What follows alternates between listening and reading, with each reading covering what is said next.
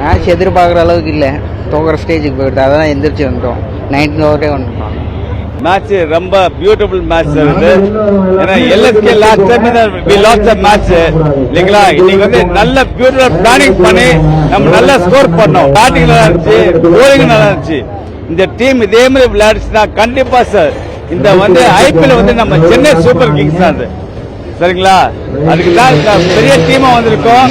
கண்டிப்பா sir Chennai super Kings will be the winner for IPL 2024.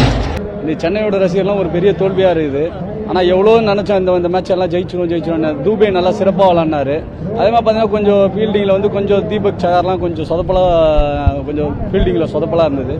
மற்றபடி எல்லாருமே கொஞ்சம் நல்லா பெர்ஃபார்மன்ஸ் பண்ணாங்க. ஆனால் சென்னை ஜெயிச்சிடும்னு நினச்சோம், இது பெரிய தோல்வி ஆயிடுச்சு. ஆனால் திருப்பி கம்பேக் கொடுப்பாங்க. நெக்ஸ்ட் மேட்ச் 28 இங்கே இருக்குது, கண்டிப்பாக கம்பேக் கொடுப்பாங்க. வெற்றி என்பது தோல்வி தான் முதல் படி. கண்டிப்பாக அடுத்த மேட்ச் கண்டிப்பாக வின் பண்ணுவாங்க.